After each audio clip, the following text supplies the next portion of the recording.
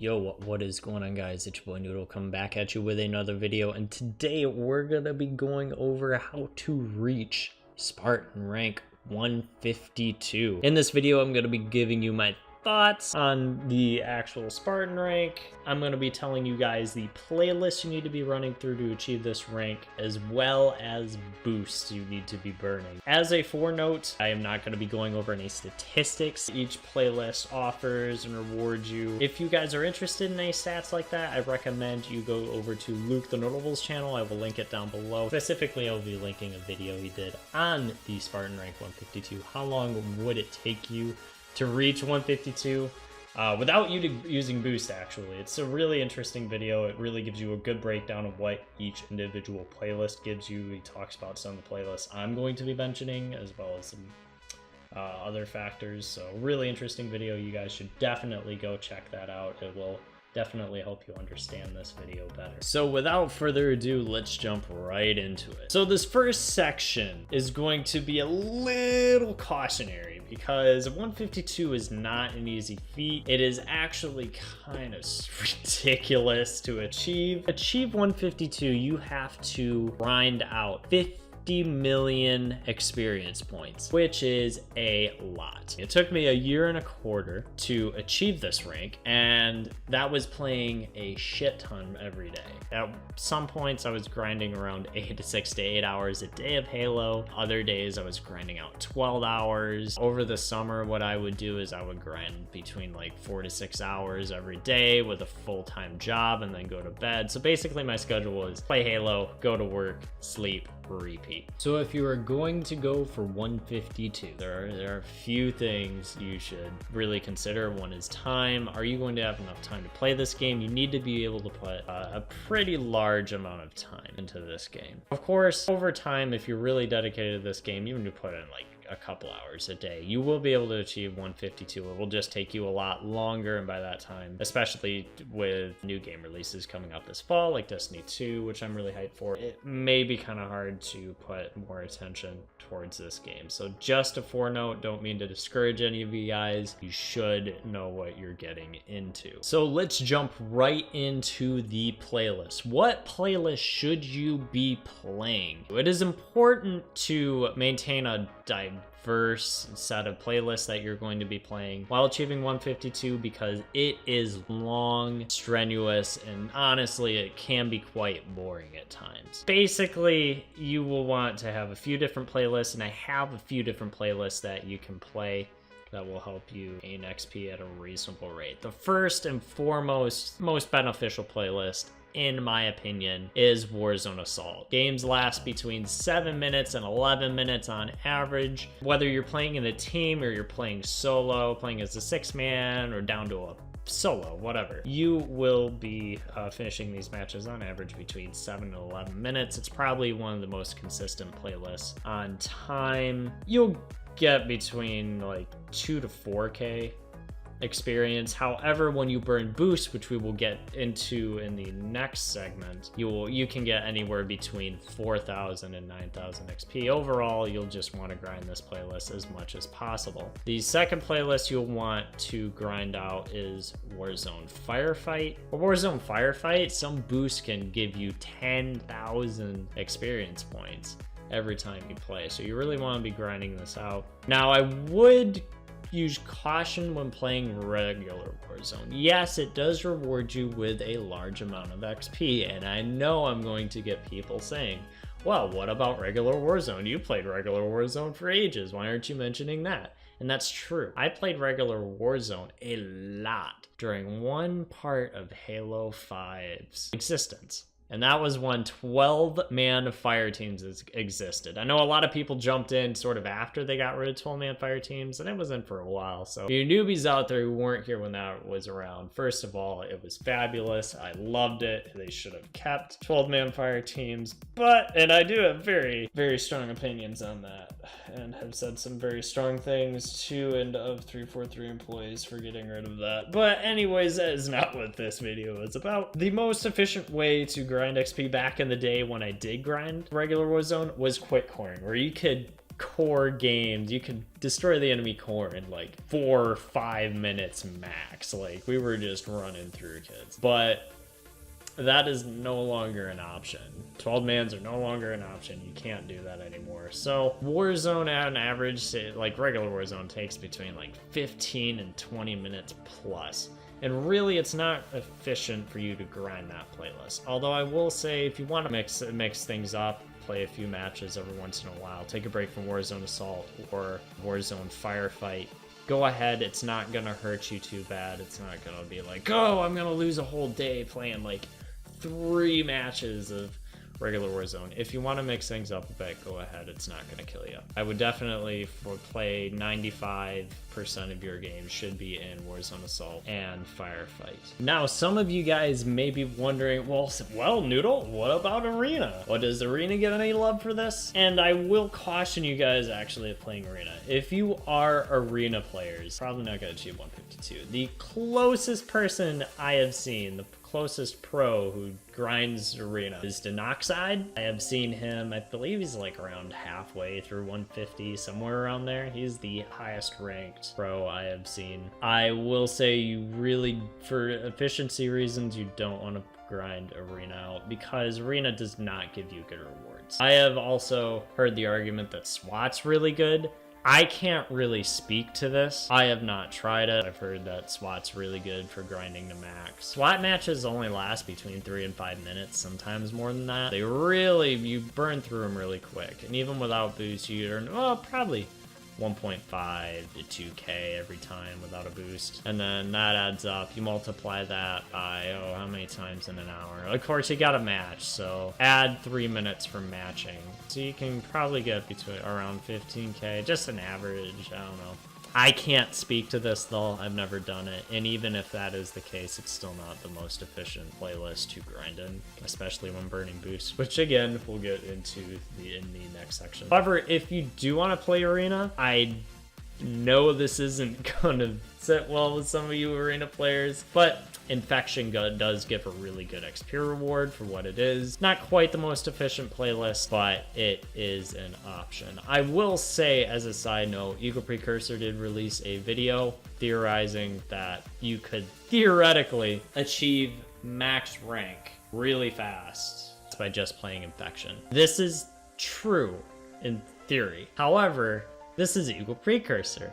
He is getting performance bonuses up the ass for dropping 100 bombs on kids in Infection. So yeah, I'm sure he's getting quite a big XP boost. Did I say this so lovingly to him? Yes, it might be a decent way. If you guys drop like 50 to 60 bombs plus an Infection, maybe every once in a while, yeah, it's a good little break from Warzone and everything, but I would not make it your primary playlist whatsoever. And that brings us to boosts. Now, I know there's this thing that I've heard people say, and it really drives me nuts. You should only burn XP boosts and trash, just sell all of your RP boosts for rec points, because in the long run, you're going to level up faster.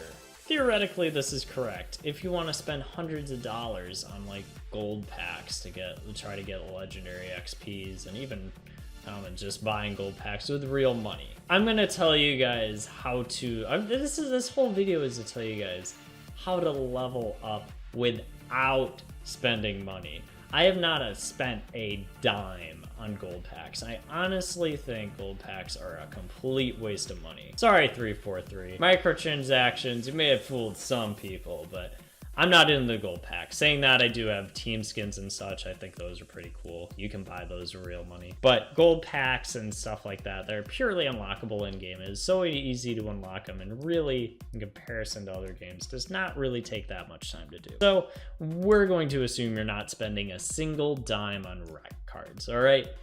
No, you're not gonna give greedy 343 your money. Not in this video. Basically, this is false. You want to be burning all the boosts you can. Of course, different boosts are going to have different values as you go up, as you level up, and boosts are going to be less worth burning and thus be less valuable.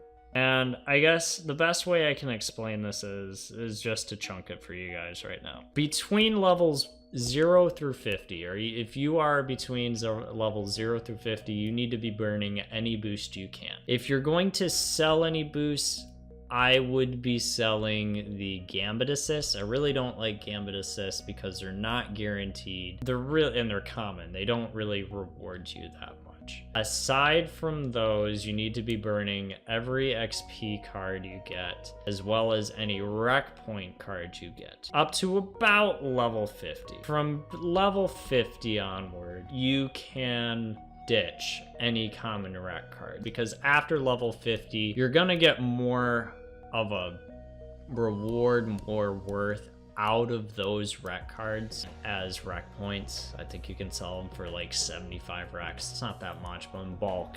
And you will get a lot of them, especially if you're just starting the game and buying bronze and silver packs. You will get a lot of them, and it adds up. From level 50 to 100, you need to be burning uncommons through legendaries, whatever you got. From levels 100 to 151, you're doing the exact same thing. You want to burn all your boosts except your commons. Now, once you hit 151, then we take a very sharp turn. And I will say before I go on, I did not do this because I kind of was experimenting with different strats, different trends, and seeing what I could do.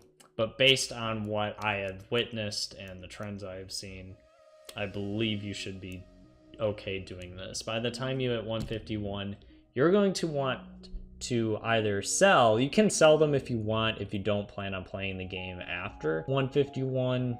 But honestly, at that point, RP boosts aren't really worth much to you, because you'll have attained by buying and selling to get like all these boosts that you need to rank up. You will have obtained an atrocious amount of recs. However, you can keep them if you want. You really don't need to sell them. However, if not sell, you will not want to use any of your RP boosts whatsoever and focus all on your XP boosts. And here's why. Basically, if you guys have watched any of my videos before, especially my rec point opening videos, you may have noticed this trend, unless I like experimented with some different thing. There's this trend in my rec pack opening videos that the amount I'm opening, for the most part, in each video gets higher and higher and higher. Well, Noodle, why is this? Is it magic? Wizardry? Haha! No, it is because I mentioned earlier very briefly that you should be buying these recs in bulk. If you buy these recs in bulk, you don't need to, you don't have to, but if you buy these recs in bulk and then use all your boosts the way I told you, and then buy again, the next time you buy from your previous spending spree, you're going to have more to spend. Just because of what the game gives you in terms of rewards and boosts, you'll have more boosts to burn the next time you go through a spending spree than what you buy, if that makes sense. So if you buy 1 million worth of rec points and you go through all your boosts like I have recommended you in this video, you will have something like 1.3 million the next time, and then you'll have 1.7 million the next time. I don't know if those are true numbers, but it will increase. It will increase if you do that. And then by the time you hit 151, you're going to be able to, from that spending spree, you're probably going to have millions of rec points to spend. From this point, you should be able